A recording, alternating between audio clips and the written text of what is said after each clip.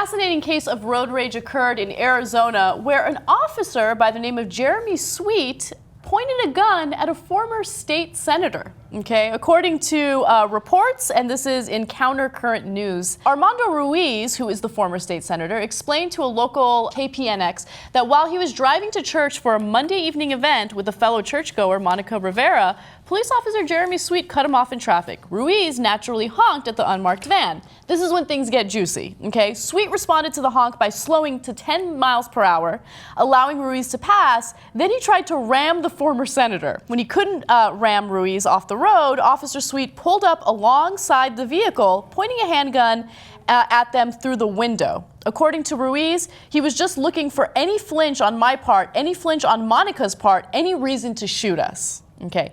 So at that point, Ruiz managed to call the authorities immediately. He got the license plate number of the police officer, and thankfully he did get arrested, and he is now being held, he was detained after they investigated the situation.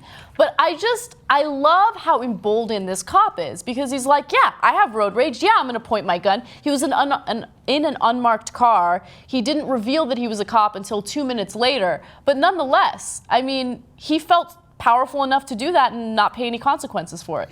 If the guy wasn't a former state senator, the cop gets away with it, you know what, 95 out of 100 times, 98 out of 100 times? How many other times has he done that?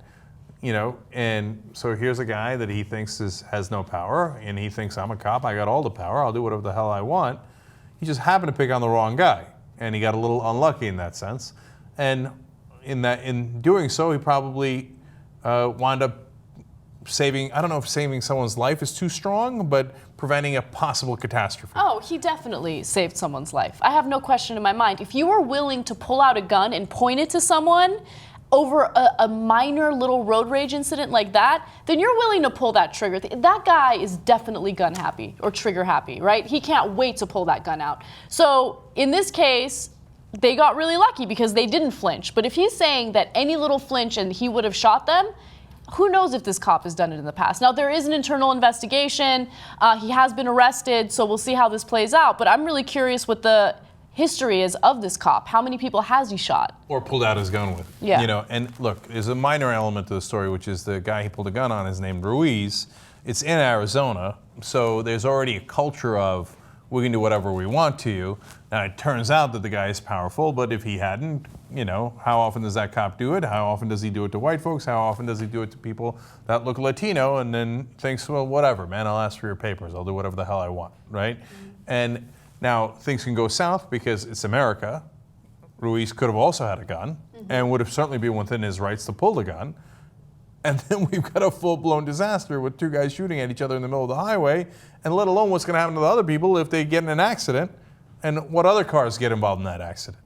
It's the wild, wild west, man. Yeah, and look, gun advocates would say we want our guns to protect ourselves from authority, right? If you have a crooked cop or maybe a crooked politician or something, we use these guns to protect ourselves. And unfortunately, stories like this definitely feed into the deregulation argument. Right? I mean, I don't think so, honestly. Like, you know, if the former state senator had a gun, there's no way the story doesn't end worse. Yeah, it would end badly. There's no question about that. But again, I mean, we hear so many stories about police using excessive force on a daily basis that, unfortunately, that feeds into the argument that pro-gun advocates make. Yeah, I don't think so, though, because, like, what are you going to do? Pull a gun on a cop? Then you're definitely going to get shot, right? So I know you feel powerless and you feel like, look, if I got a guy who's out of control and who might kill me, I want to be able to defend myself. It's a natural human urge. But 95, 98, 99 out of 100 times, if you pull a gun on a cop, whether he's undercover, not undercover, in office, in his uniform or not in his uniform, I mean, you sign your own death certificate. Yeah.